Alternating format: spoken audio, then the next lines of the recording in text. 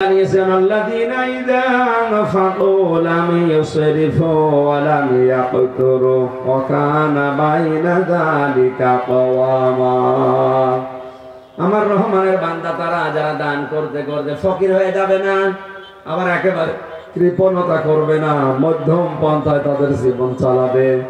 والذين لا يدعون مع الله إلها آخر إلى آخر آية।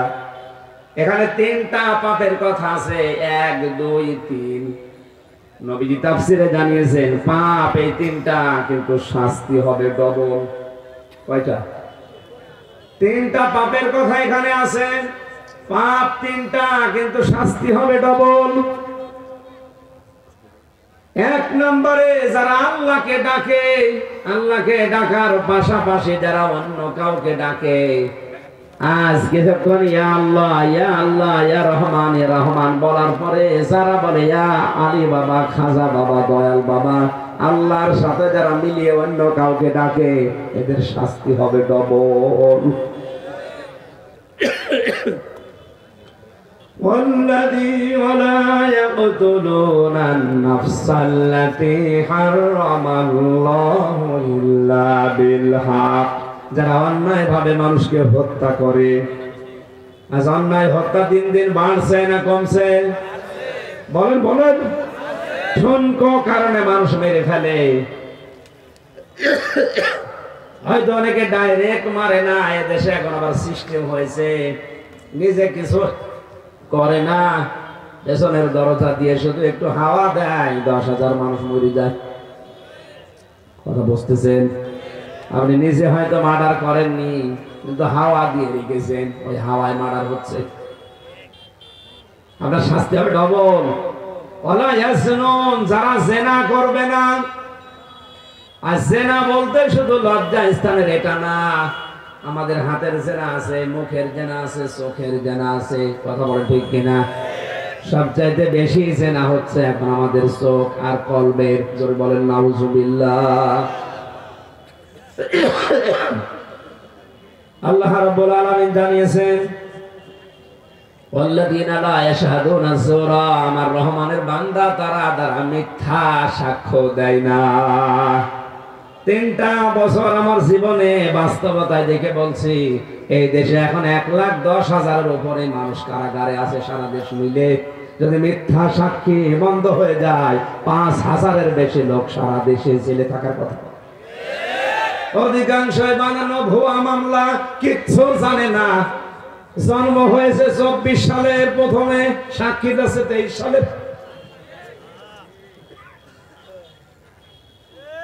আমার বিরুদ্ধে যারা সাক্ষী দিয়ে 3 বছর আমার কারাগারে রেখেছে, ওরা আর যাই করুক, আমার কাছে ক্ষমা পাওয়া ছাড়া রহমানের বান্দা হতে পারবে না। বহু মানুষকে এভাবে বিনা কারণে অন্ধকার প্রকোষ্ঠে 1 দিন 2 দিন না, বছরের পর বছর, কারো হয়ে গেছে 30 বছর, 35 বছর, 40 বছর, অথচ কিছুই না। বিষয়টা একেবারে তালগোল পাকিয়ে শোকায় শোকায় মিলিয়ে ওরে ধরিয়ে দিয়েছে।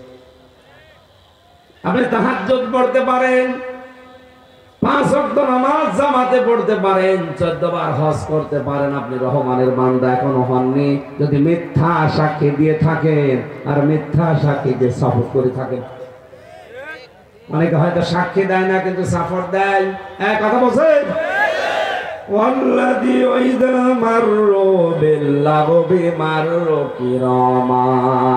অনর্থক কথা এবং কাজ যেখানে শুরু হবে, তারা নিজেদেরকে গুটিয়ে নেবে। আর বাংলাদেশে অনর্থক কাজ যত বেশি হয়, আমাদেরকে তত বেশি ওই জায়গায় পাওয়া যায়। 4-5 দিন আগে যে দিবসটা গেল, এটা অনর্থক না? এই যে বিশ্ব বেহায়া দিবস, এটা একেবারে অনর্থক। কারণ যে লোকটা এটা আমদানি করে নিয়ে এসেছে, ওর নাম শফিক রেহমান, ইংল্যান্ড থেকে ধার করে এনেছে। ওর জীবনে কোনো ভালোবাসা নেই, এজন্য বছরে একবার ভালোবাসা পাওয়ার জন্য দিবস বানিয়েছে। এটা অনর্থক কাজ, এই জন্য বলছি। লোকটার জীবনী পড়লাম, ওর নাম ছিল শফিক রহমান। সাংবাদিকরা বলছে, স্যার আপনার নাম তো শফিক রহমান, আপনি রেহমান করলেন কেন? ও শয়তান জবাব দিচ্ছে, রহমানের ভেতরে মৌলবাদের গন্ধ পাওয়া যায়, এই জন্য কেটে বাঁকা করে রহমান দিলাম। যে লোকটা আল্লাহর নামকে উলট পালট করতে ফেলতে পারে, এ নামের ভেতরে যারা মৌলবাদের গন্ধ খোঁজে, ওর নিয়ে আসা আমদানি করা বিশ্ব বেহায়াতি যারা পালন করেছেন, আপনি রহমানের বান্দার নেই। আমি কথা বোঝাতে পারিনি মনে হয়। আলহামদুলিল্লাহ। ওয়াল্লাযী, এই বাটা আয়াতটা আসছে, ভালো করে শুনুন। ওয়াল্লাযীনা ইযা যুকিরু বিআয়াতি রাব্বিহিম লাম ইয়াখিরু আলাইহা সাম্মান ওয়া উমিয়ানা। তাদের কাছে রহমানের আয়াত দিয়ে যখন ওয়াজ করা হয়, নসিহত দেওয়া হয়, এই মানুষগুলো আল্লাহর আয়াত শোনার পরে বোবা বধির অন্ধের মতো আচরণ করে না। অথচ বাংলাদেশে এইটাই বেশি হচ্ছে।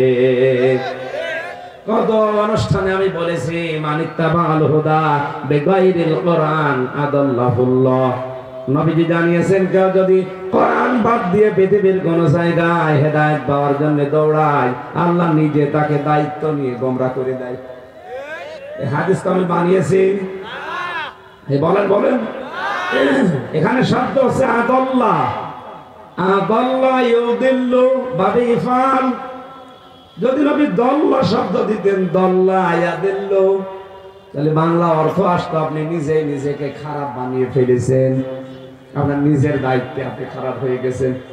কিন্তু যখন আদাল্লাহ আসবে, বাংলা অর্থ দাঁড়াবে আপনার হয়তো ভালো হওয়ার নিয়ত ছিল, কিন্তু কোরআনে কারীম সেখানে নেই। এই জন্য আল্লাহ নিজে দায়িত্ব নিয়ে আপনাকে গোমরা বানিয়ে দেবে। ও বাংলার মুসলমানেরা, যেখানে কোরআন নেই ওখানে গেলে খারাপ বানিয়ে দেয় কে? আরো জোরে কে? সুতরাং 48,000 পীরের দরবার, আপনি একটু খোঁজ নিয়ে দেখেন কোরআন কোন দরবারে আছে। সুতরাং যেখানে কোরআন নেই ওখানে গেলে আপনাকে খারাপ বানাবে কে? বাংলাদেশের যে রাজনৈতিক দলের কর্মসূচিতে কোরআন নেই, কোরআনের কর্মসূচি নেই, ওখানে যদি কেউ দল করে ওকে খারাপ বানাবে কে? এই কথার ওজন টের পাচ্ছেন কি বললাম? এইটা যদি কেউ মেনে নেয়, বধির বোবা অন্ধের মতো আচরণ না করে যদি বুদ্ধি খাটায় যে কোরআন যেখানে নেই ওখানে গেলে আল্লাহ আমাকে গোমরা বানিয়ে দেবে, বাংলাদেশে কোরআন ছাড়ার কোন দল থাকার কথা। এই জন্য রহমানের বান্দা যারা, তাদের কাছে যখন কোরআন দিয়ে উপস্থাপন করা হবে রবের জিকির করা আলোচনা গুলো, ওই মানুষগুলো অন্ধ বধির বোবা কানার মতো আচরণ করবে না। তারা চিন্তা ভাবনা করবে আমি রহমানের বান্দা, শয়তানের বান্দা না। তারা দোয়া করবে, আল্লাযীনা ইয়াকুলুনা রাব্বানা হাব লানা মিন আজওয়াজিনা ওয়া যুররিয়াতিনা কুররাতা আ'য়ুনি ওয়াজআলনা লিল মুত্তাকিনা ইমামা। তারা বলবে, রব্বুল আলামিন তুমি আমাকে বউ দাও। কি দাও? এরা মনে হয় ঘুমিয়ে পড়েছে। এটা কি লাশ চলছে না? জবাব দেন না কেন? আমার না গলা ভেঙে গেছে।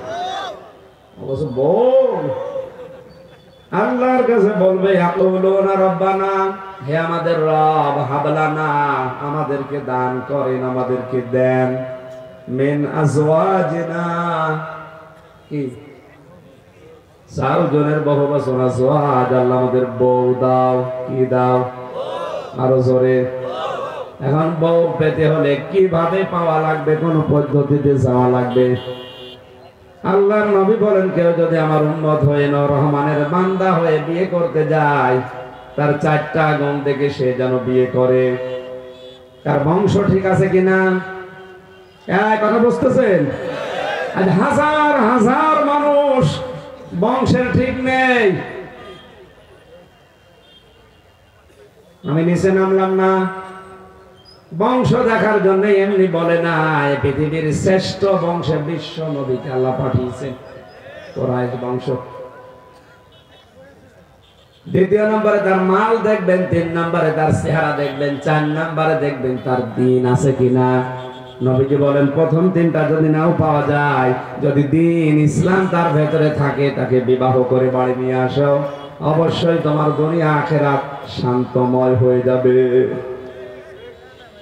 শুধু স্ত্রী যে আপনি শেষ করেননি, বলেছেন অযুররিয়াতিনা, হে আল্লাহ আমাদেরকে সন্তান দাও।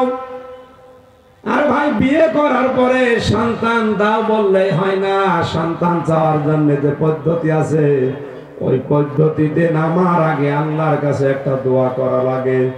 বিসমিল্লাহি আল্লাহুম্মা জান্নিবনা শাইতান ওয়া জান্নিবিশ শাইতান মা রাযাকতানা। হে আল্লাহ তুমি আমাদের দুইজনকে শয়তান থেকে বাঁচাও। কিসের থেকে? আরো জোরে। আপনি নিজে দোয়া করছেন আল্লাহ আমাদেরকে শয়তান থেকে বাঁচাও, আর যেটা আমাদের মাধ্যমে তুমি দান করবার রিজিক হিসাবে ওইটাও যেন শয়তান থেকে বেঁচে থাকে। জন্ম দেওয়ার সময় অনেকে দোয়া পড়ে সন্তান জন্ম দিচ্ছে, অথচ সন্তান জন্মের পরে বড় হয়ে শয়তানের মিছিলের আগে আগে থাকে। আপনি টের পেয়েছেন কি বললাম? রংপুরে এক মাহফিলে এক মুরব্বী এসে বসে হুজুর দোয়া করেন। দোয়া তো করবো, ছেলে মেয়ে কয়টা? 9টা। 9টা ছেলে মেয়ে হয়ে গেছে, আপনি আবার দোয়া চাচ্ছেন? সন্তান এত বড় জন্ম দিয়েছেন দাদা, দোয়া বলেন যে এখনো পড়া হয়নি। 9টা জন্ম দিয়ে ফেলেছে, এখনো দোয়া পড়া হয়নি, পড়বে কি মরণে পড়ে? এখানে যারা বিবাহিত আমার মনে হয় 100 জনের প্রায় 90 জন ফেল করবে স্ত্রী সহবাসের সন্তান উৎপাদনের যে দোয়াটা।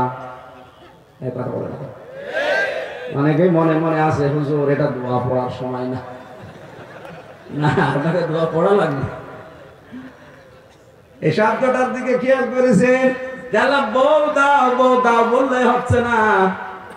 হযরত ওমর রাদিয়াল্লাহু তাআলা আনহু নিজের সন্তান আব্দুল্লাহকে বিয়ে দিয়েছিলেন সেরকম ধনীর মেয়ে দেখে না, একটা গোয়ালিনী দুধ বিক্রি করে খায় এরকম একটা মহিলার মেয়ের সাথে তিনি দেখেছিলেন। এর ভেতরে দিন আছে, আল্লাহর ভয় আছে। এই কারণে গভীর রজনীতে হযরত ওমর প্রজাদের খবর নেওয়ার জন্য পাহাড়ি এলাকা দিয়ে ঘুরছিলেন। হঠাৎ করে একটা মেয়ের আওয়াজ এসেছে। মা তার মেয়েকে ডাক দিয়ে বলছে, বেটি এ দুধের ভেতরে পানি লাগা। মেয়েটা বলছে না, এটা অন্যায়। হক বাতিল একসাথে মেলে না, দুধ হক পানি এখানে বাতিল, দুইটা একসাথে আমি মেলাতে পারবো না।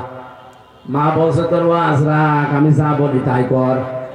মেয়েটা যখন রাজি না তখন মারতে গেছে। মেয়েটা বলছে মা আমাকে মেরে ফেলেন, কিন্তু আপনি জানেন না এ দেশে হযরত ওমর আইন জারি করেছে দুধে পানি দেওয়া যাবে না। মা ওই বুদ্ধি দেয় তোর ওমর এখানে নেই, তার সিআইডি ডিআইডি কেউ নেই, তুই তাড়াতাড়ি কাজটা করে ফেল। মেয়েটা তখন মুখ দিয়ে বলেছে মা তুমি মুসলমান আমিও মুসলমান, তুমি হককে বাতিলের সাথে মেলাতে বলো। হযরত ওমর এখানে নেই আমি তা জানি, কিন্তু ওমরকে যে বানিয়েছে তিনি এখানে আছে। হযরত ওমর কথাটা শুনে এত বেশি ভালো লেগেছে, দরজার উপরে ক্রস চিহ্ন দিয়ে বাড়িতে গেলেন। আব্দুল্লাহকে ডাক দিয়ে বলে বাবা অনেকদিন তোর বিয়ে দেব বলে মেয়ে খুঁজছিলাম, মেয়ে আজকে আমি একটা পেয়েছি, কিন্তু দেখি নাই। আমার যদি বয়স থাকতো আমি নিজেই বিয়ে করে ফেলতাম, বয়স যেহেতু নেই তোর বিয়ে দেওয়া লাগবে, তুই রাজি আছিস? ছেলেটা বলে বাবা আপনি যে কাজে রাজি আমি অবশ্যই রাজি আছি, আমার দেখা লাগবে না। আজ হাজারো বাবা এখানে বসে আছেন, আপনি যদি বাড়িতে যে ছেলেকে বলেন দেখো তোমার জন্য একটা আল্লাহওয়ালা মেয়ে পেয়েছি, বিয়ে করা লাগবে, বলবে আব্বা বাদ দাও, আসে 5 থেকে প্রেম চলছে, আমি 5 থেকে লাইন করেছি, আর তুমি এখন আছে 25 বছর, হবে না?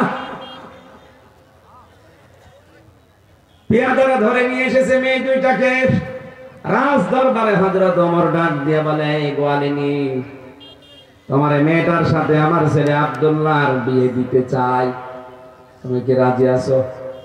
বড়ি মহিলা ডাক দিয়ে বলে খলিফা আমি আগেই রাজি। হযরত ওমর বলে আগে রাজি হয়ে গেলে কি করে চিন্তা করলে না?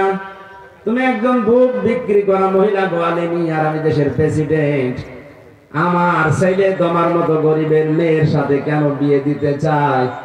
বড়ি মহিলা বলছে আমার চিন্তা করার দরকার নেই, এটা আমার কপাল। হযরত ওমর কপাল রাতের বেলা দুধে পানি দেওয়ার জন্য পিড়াপিড়ি করছিলি করে বল তোর কপাল দেখছি। হযরত ওমর বলে আমি নিজে রাতের বেলা এই কাজটা করে দেখে পরীক্ষা করেছি, তোমার মেয়ের চেহারা দেখে, তোমার বাড়ির অবস্থা দেখে না, তার ভেতরে আল্লাহর ভয় আছে, দিন আছে, এই কারণে আমি বাদশা হয়েও রাজি হই। এজন্য আমাদের সন্তান বিয়ে করার আগে সন্তানের যে মা আপনি উপহার দেবেন, এই মেয়েটা যেন দিনদার হয়। কথা বলেন ঠিক কিনা? কারণ আপনি হয়তো 5 বছর পর 10 বছর পরে বউ পাল্টাতে পারবেন, কিন্তু সন্তান যদি একবার এসে যায় ওই সন্তান তার মা পাল্টাতে পারবে। এজন্য মা পাল্টানো লাগবে না, এরকম একটা মা দেখি।